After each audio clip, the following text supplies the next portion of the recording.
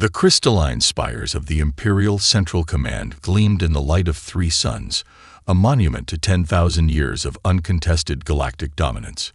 Inside the Grand Strategic Chamber, that legacy of supremacy shattered in an instant. Proximity alert in Sector 7 announced the automated defense system. Unknown vessel detected. High Admiral Zexcor's 4 eyes narrowed as he studied the holographic display. Vessels didn't simply appear in Sector 7, a restricted military corridor patrolled by the Empire's most advanced sensor arrays. Classification, he demanded, his scales shifting from ceremonial gold to battle-ready crimson. The analysis officer's mandibles clicked nervously. Unknown, sir. The vessel matches no Imperial registry or known foreign designs. Impossible, Zexcor muttered. Deploy intercept squadrons. Immediate containment protocol. The chamber erupted into controlled chaos as the Empire's legendary military machine sprang into action. Strategic Minister Velthun approached, her ceremonial robes trailing behind her. Could it be the Arkelian compact testing our borders again? She asked quietly. Zexcor shook his head.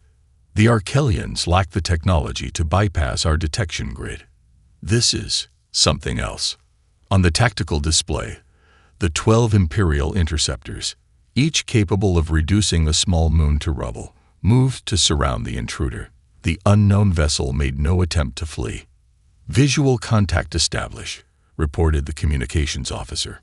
The main display shifted to show an angular vessel of gunmetal gray with distinctive red markings. Its design was brutally functional, with visible weapon emplacements suggesting a military purpose.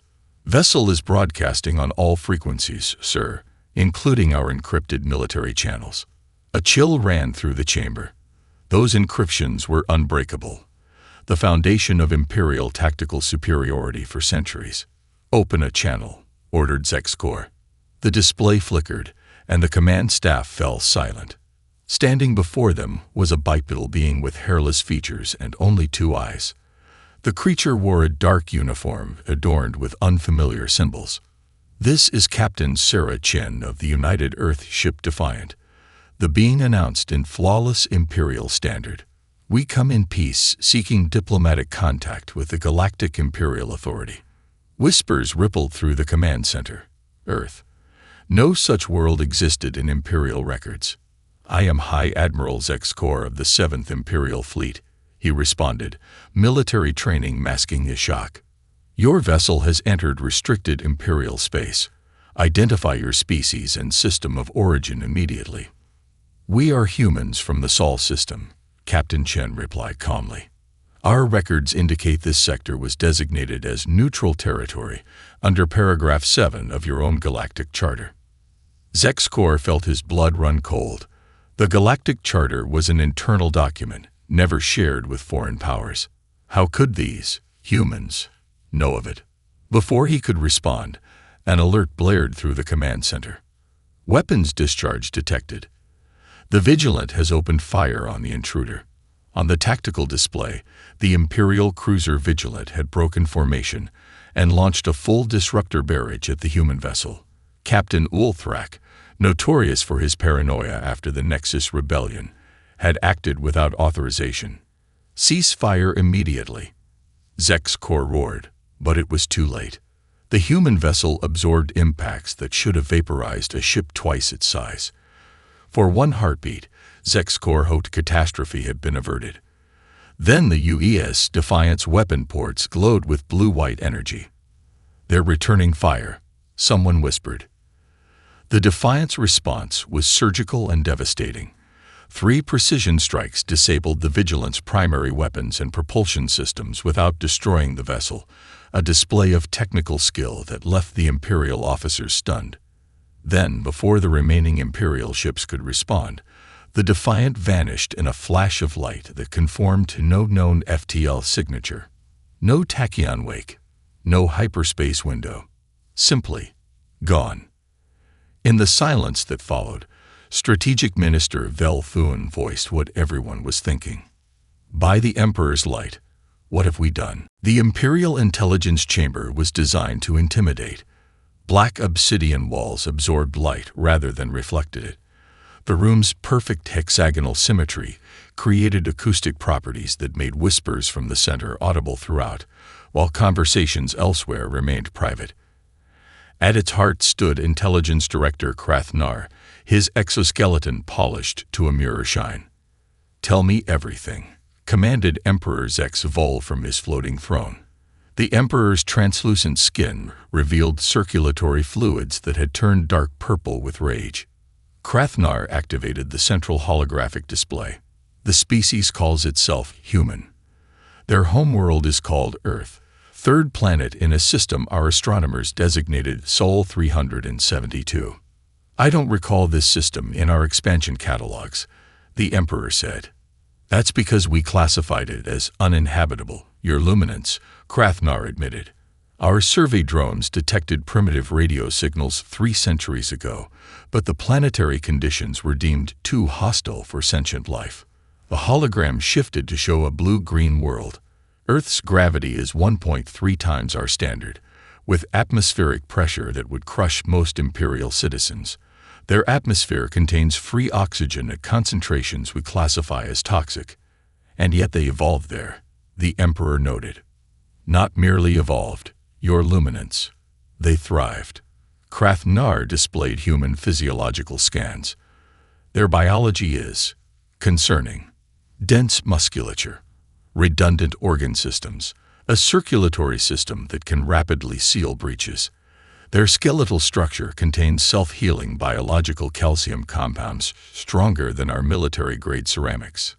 The Emperor leaned forward. "Most interesting. Continue." "Their brain chemistry is unique among known sentients. When most species experience stress, cognitive function diminishes. Humans experience something called an adrenaline response that enhances perception and physical capability under threat." "You're describing a war species," observed War Minister Tolbach from the shadows. "Indeed," Krathnar acknowledged. "Their recorded history consists almost entirely of territorial conflicts. They developed nuclear weapons while still confined to their homeworld and survived their own atomic age, something only 17 known species have accomplished." "And their technology?" the Emperor inquired. "Unconventional," Krathnar admitted. "Their FTL method creates no subspace distortion. It appears they literally fold space around their vessels, a theoretical concept our physicists abandoned centuries ago as impossible." The chamber fell silent as new data appeared, intercepted transmissions revealing Earth's defensive capabilities.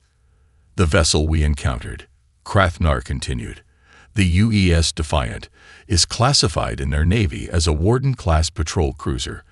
According to these specifications, it represents their 7th largest vessel class.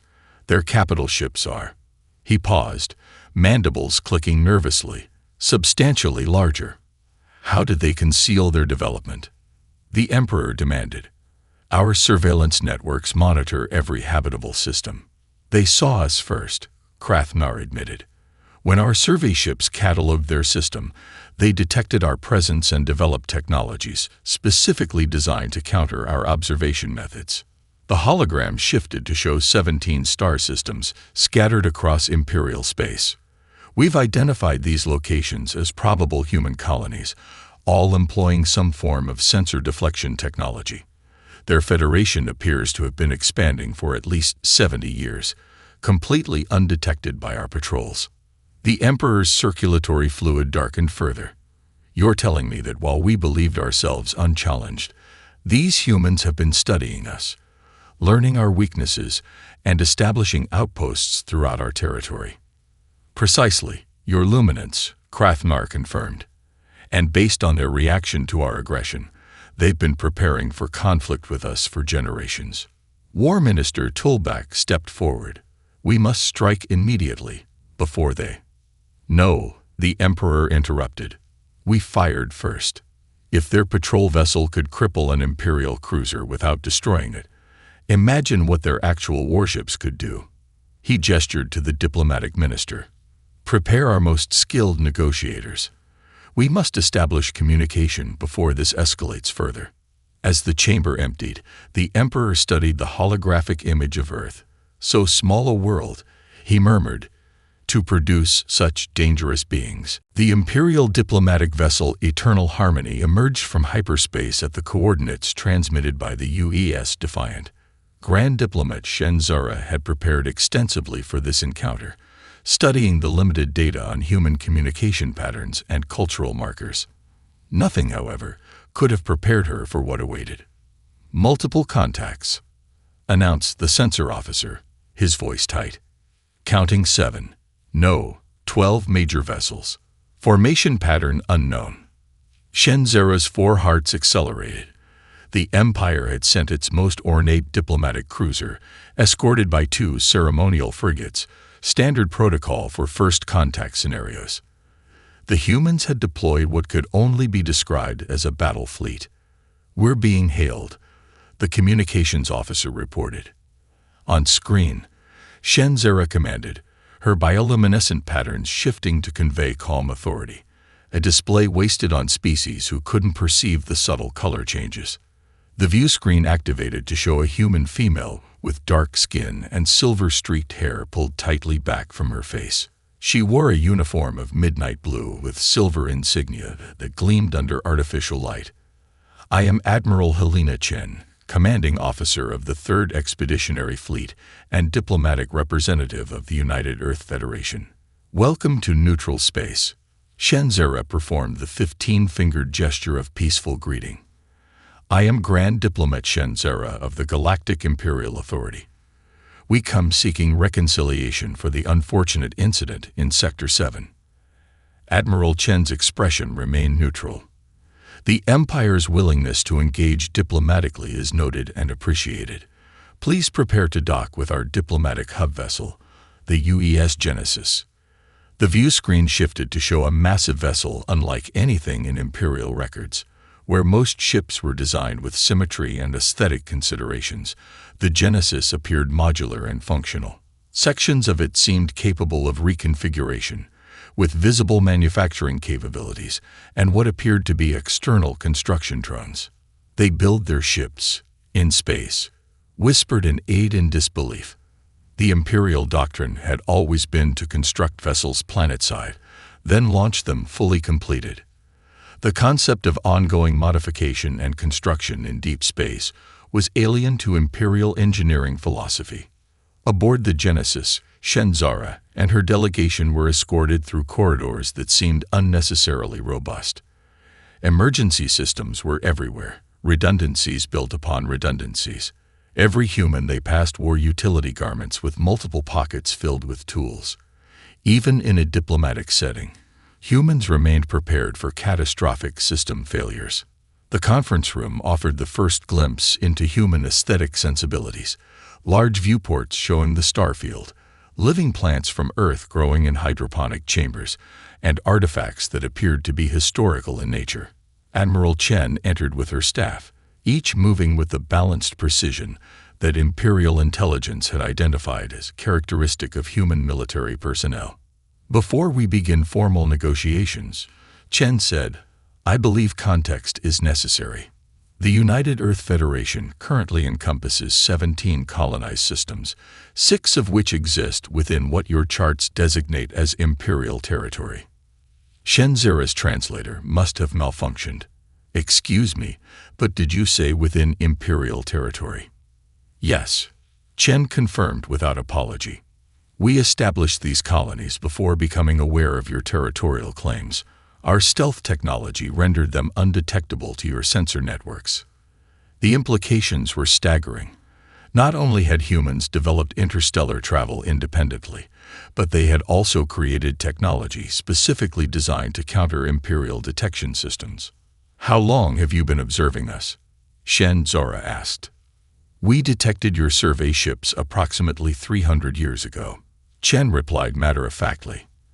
"At that time, our unified world government determined it prudent to develop technologies that would allow us to study potential extraterrestrial civilizations while remaining undetected." 300 years, Shen Zara echoed.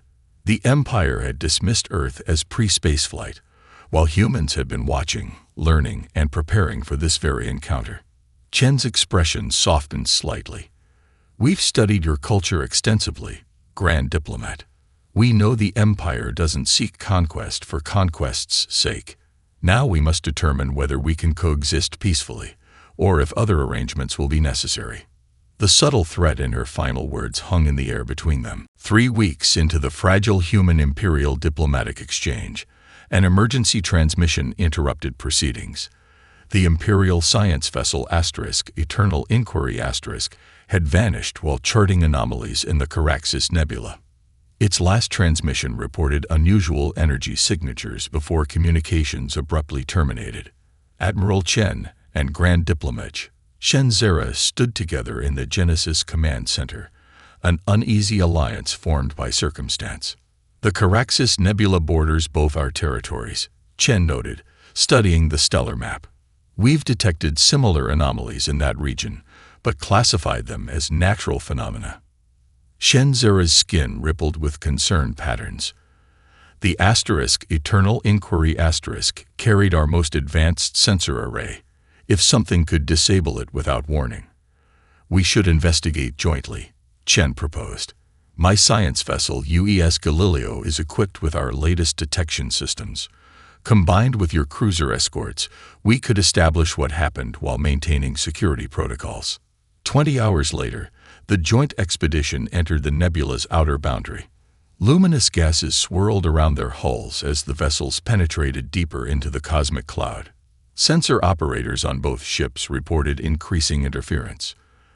There's something artificial about this interference pattern, reported Science Officer Patel aboard the Galileo. It's not random. It has structure. As if in response to her observation, the nebula gases parted to reveal a massive structure floating in the void, a space station of unfamiliar design. Its architecture featured biological components fused with metallic superstructures, pulsing with internal light. That's not Imperial, whispered Shen Zera. Nor human, Chen confirmed. Before either commander could react, their communications officers reported simultaneous incoming transmissions on both ships. The view screens activated to show a being unlike any recorded in Imperial archives. Its form appeared semi-translucent, with multiple appendages and a tripartite sensory cluster. Descendants of prey and predator, the being spoke, its voice somehow transmitting directly into the minds of all present. You have found each other at last. How? Inconvenient. Identify yourself, Chen demanded. We are Vexhar, the being responded. Once the architects of this galaxy, soon to be so again. Shen Zera gasped audibly. Impossible. The Vexhar collective was eradicated in the Great Purge 12,000 years ago. Eradicated. The being's form pulsed with what might have been amusement. Merely diminished. We retreated to the void between stars, rebuilding, evolving, waiting. For what? Chen asked, though her expression suggested she already knew the answer. For the Empire to grow complacent, the Vexhar replied. For new species like yours to emerge with fresh perspectives and technologies we could harvest. The implication was clear. The anomalies, the missing Imperial ship, perhaps even the initial confrontation between humans and the Empire, all had been engineered. Your conflict was delightful to observe, the being continued. We had hoped you would destroy each other, saving us considerable effort. Tactical alerts blared across both vessels as massive energy buildups registered throughout the station. Weapons charge, reported the Imperial Tactical Officer. They're targeting both our vessels simultaneously. Chen turned to Shen Zera. Decision made in an instant. Combined defensive formation. Our shields are stronger against energy weapons, yours against kinetic. Coordinate and overlap. The diplomat nodded, military training overriding diplomatic protocols. Agreed. Combined evasive pattern delta. As both ships executed a perfectly synchronized retreat maneuver, Shen opened a secure channel to Earth Central Command. This is Admiral Chen requesting immediate strategic assessment of a species designated Vexhar. Priority Alpha. The Empire has historical records we need access to immediately. Outside the viewport, more structures began emerging from the nebula. Dozens, then hundreds. A fleet that had been hiding in plain sight, manipulating galactic events from the shadows. "We need to warn both our governments," Shenzura said grimly.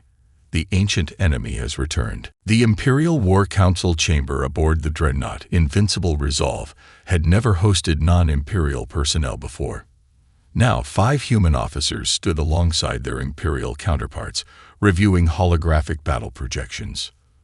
The Joint Reconnaissance Mission confirmed at least 7 Vexhar outposts throughout the Caraxes Nebula, reported Imperial Fleet Commander Tolbarin. Their fleet composition suggests they've been rebuilding for millennia.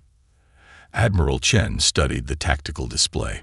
"Our fold space drive signatures should allow us to approach undetected. We need detailed scans of their central command structure to understand their capabilities." "Agreed," Tolbarin acknowledged. A swift insertion, gathering of intelligence, and immediate withdrawal. The mission parameters were clear. 3 human vessels and 2 Imperial cruisers would penetrate the nebula's edge, collect sensor data, and retreat before detection. The operation was designated Whisper Strike. Simple, low risk, and vital. "Multiple hostiles emerging from subspace," shouted the tactical officer aboard the human vessel Dauntless. "We're surrounded." The Vexhar had anticipated their arrival. Not merely a patrol, but an entire battle group materialized around the Joint Task Force. 27 Vexhar vessels, each bristling with weapons unlike anything either humans or Imperials had encountered.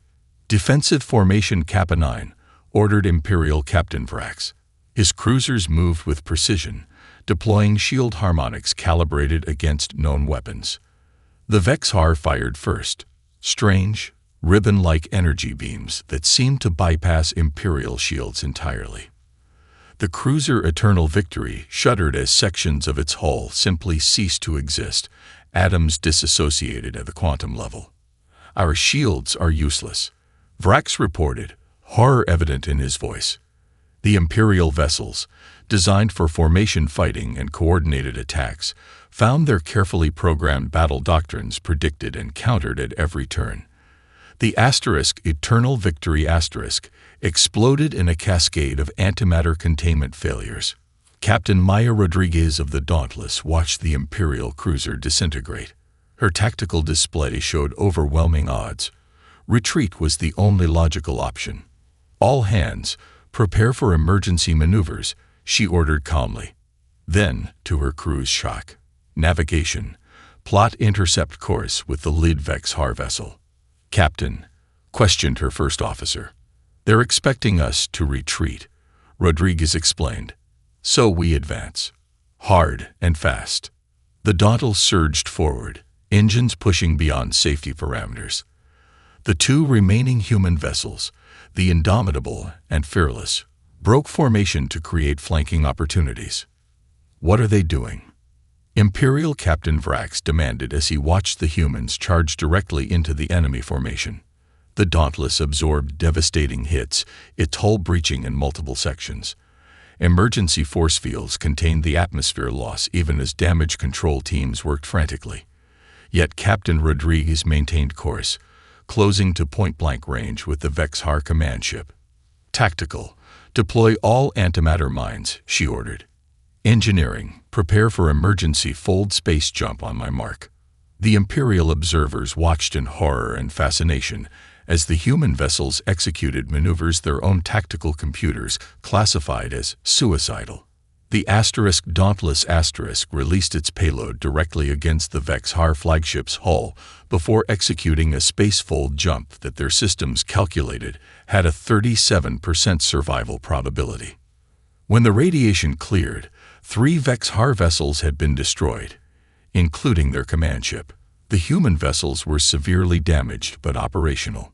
Most importantly, their sensor packages had captured detailed scans during their impossibly close approach.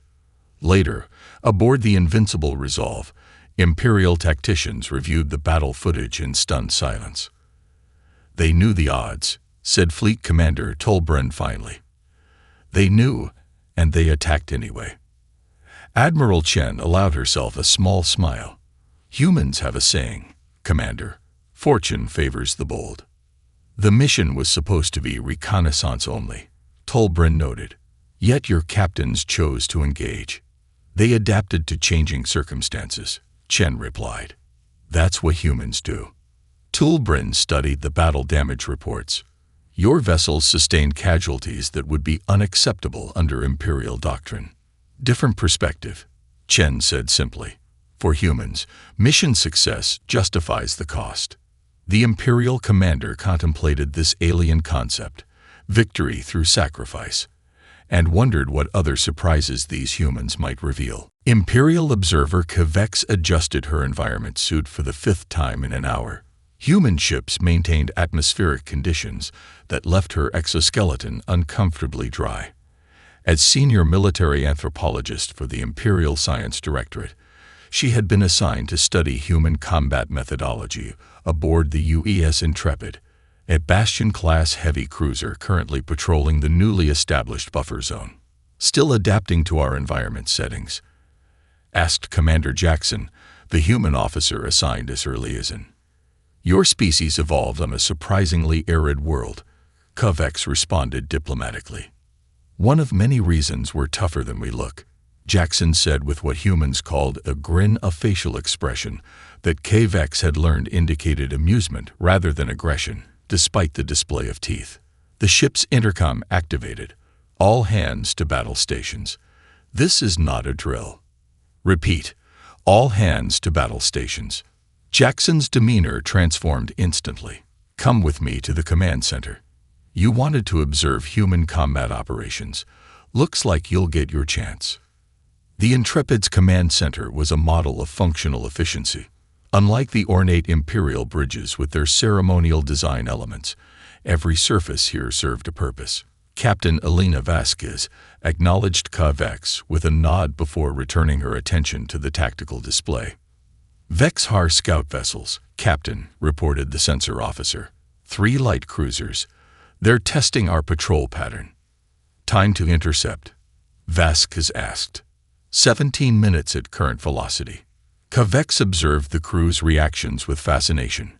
Their biochemistry should be flooding their systems with stress hormones, yet they appeared focused rather than agitated. Imperial crews would be performing ritual preparations and verification protocols. These humans simply adapted. Tactical, Vasquez ordered. Prepare the Revenant Protocol. Jackson noticed Kavex's confusion. You're about to see something uniquely human, observer. As the Vexhar vessels approached, the Intrepid executed what appeared to be a catastrophic engine failure. Emergency venting protocols released radiation and debris consistent with critical damage. The ship's power signature diminished to minimal life support levels. You're feigning critical damage, Kavex realized. A deception. Exactly, Jackson confirmed. We call it plain possum, mimicking death to lure predators close. The Vexhar took the bait.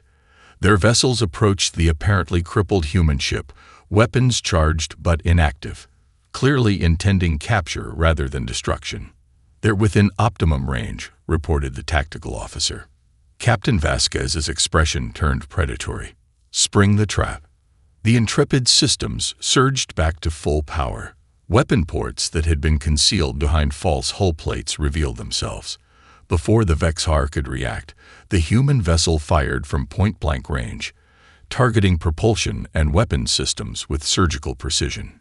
2 Vexhar vessels were disabled immediately.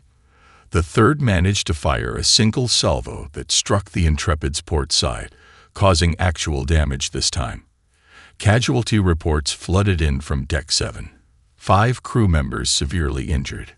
Kavex expected the captain to withdraw, preserving her damaged vessel as Imperial doctrine would demand. Instead, Vasquez ordered pursuit of the fleeing enemy ship. We have wounded, Kavex pointed out. Medical is handling it, Vasquez replied without hesitation. That vessel can't be allowed to report our position to their fleet. The pursuit ended with the complete destruction of the final Vexhar ship. Only then did Vasquez order stand down from battle stations. Later, reviewing the encounter data, Vex struggled to categorize what she had witnessed. "You deliberately damaged your own vessel to create a convincing deception," she said to Commander Jackson. "You accepted casualties to achieve tactical surprise." "Victory sometimes requires sacrifice," Jackson replied. "It's part of our history, a willingness to endure hardship for future advantage." "Your species evolved as persistence predators," Vex observed. "You turned that evolutionary heritage into warfare doctrine." Jackson nodded. "Where you perfect technology to minimize casualties, we embrace calculated risk. Different approaches to the same goal." Vex completed her report to Imperial Command that night. Her conclusion was succinct. Human combat methodology defies conventional categorization. They do not fight as we do. They fight to win, at any cost. The war room aboard the Imperial flagship Eternal Dominion hummed with activity. For the first time in Imperial history, the central holographic display showed a battle plan created jointly with an alien species. Grand Admiral Thorin studied the tactical projection with his 4 eyes, each focused on different aspects of the coming engagement. Beside him stood Admiral Helena Chen, her posture relaxed yet alert, a warrior at ease with the prospect of battle. "Operation Twilight Hammer," Thorin announced to the assembled commanders. "The first coordinated offensive against the Vexhar staging area in the Caraxes Nebula." The intelligence gathered from previous engagements had proven invaluable. The Joint Task Force had identified the primary Vexhar fleet anchorage, a massive artificial structure hidden deep within the nebula's radiation fields. "Imperial vessels will form the primary attack group," Thorin continued, highlighting the formation. "Our superior shield harmonics and firepower will engage their outer defenses directly." Admiral Chen stepped forward. "Meanwhile, human vessels will execute multiple fold space jumps to bypass their sensor grid and strike from within their formation." She gestured to the tactical display. "Our targeting priority is their command and control nodes." The plan combined Imperial precision and overwhelming firepower with human unpredictability and surgical strike capabilities. In simulations, it had proven devastatingly effective. 48 hours later, reality proved far more challenging than simulation. "Vexhar response is heavier than anticipated," reported the Imperial tactical officer. "They've positioned a secondary fleet in our approach vector." On the primary view screen, the Vexhar defenses loomed impossibly large.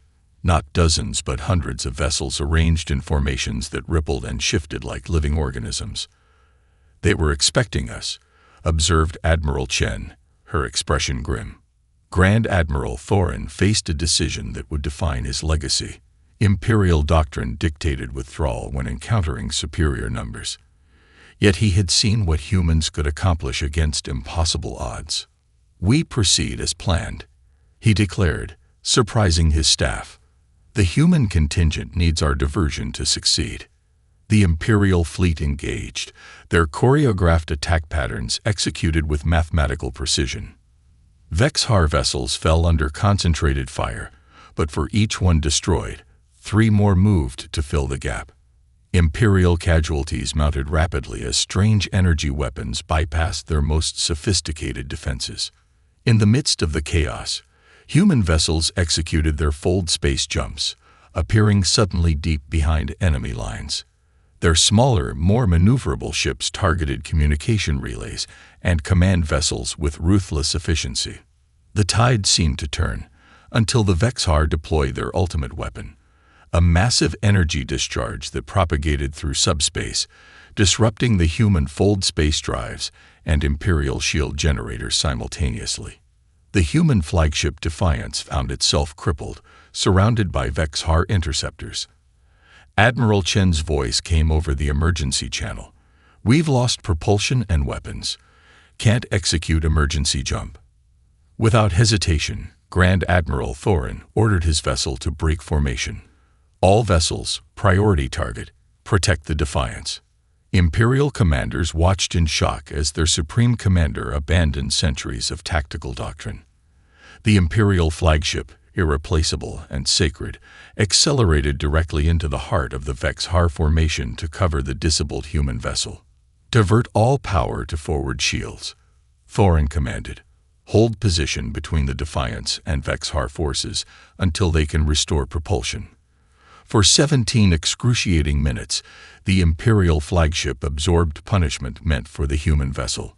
When the Defiance finally limped away to safety, the Eternal Dominion had lost a third of its hull structure. Yet, as the battle concluded, a costly victory, but a victory nonetheless. Grand Admiral Thorin found himself contemplating not the damage to his vessel, but the realization that Imperial commanders throughout the fleet had followed his example. They had broken from established protocols to protect their human counterparts, adopting the human concept of selfless sacrifice. "You risked your flagship for us," Admiral Chen said later, during the damage assessment. "That's not the Imperial way." "Perhaps," Thorin replied, his voice thoughtful. "It is time for a new Imperial way." The Grand Imperial Palace on Celestis Prime had stood unchanged for 10,000 years. Today, that tradition ended.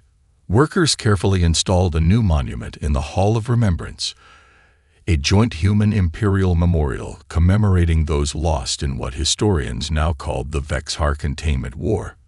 1 year had passed since the decisive Battle of Caraxes Nebula.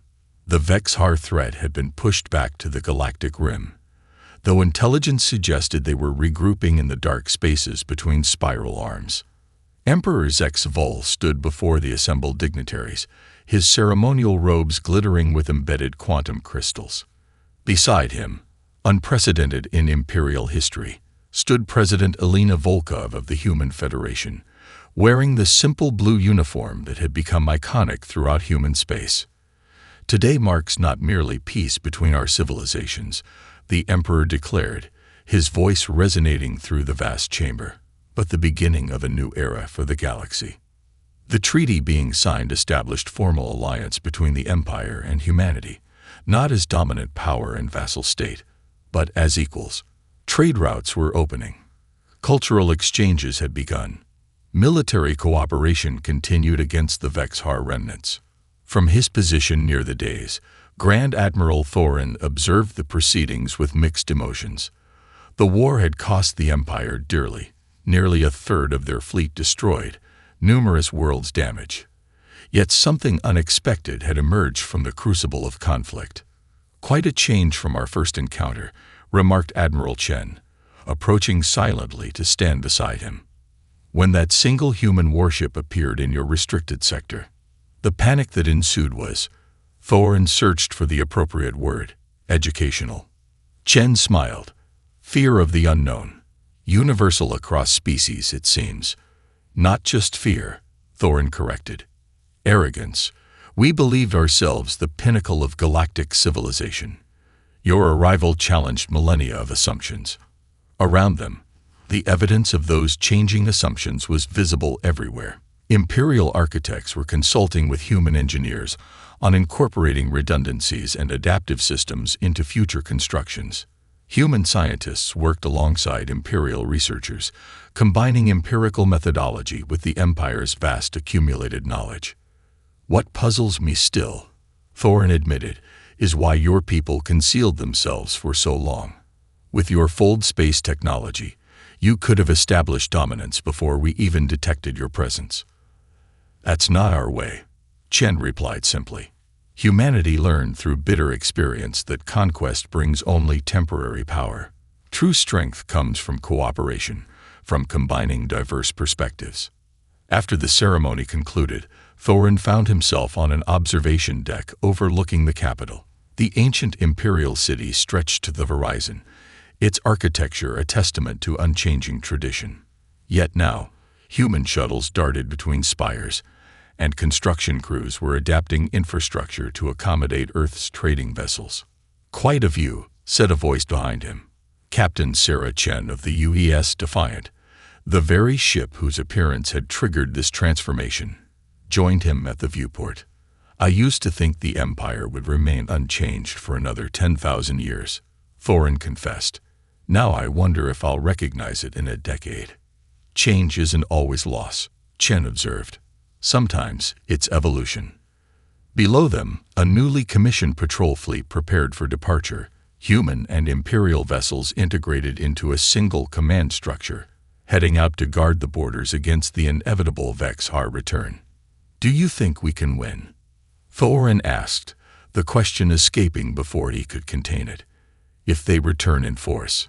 Captain Chen smiled, the expression no longer unfamiliar to him after months of cooperation. "They've never faced humans and the Empire working together," she said with quiet confidence. "They don't stand a chance." As the joint fleet ascended into the amber sky, Thorin found himself believing her. The Empire that had once panicked at the sight of a single human warship now stood stronger than ever before, not despite humanity's arrival, but because of it.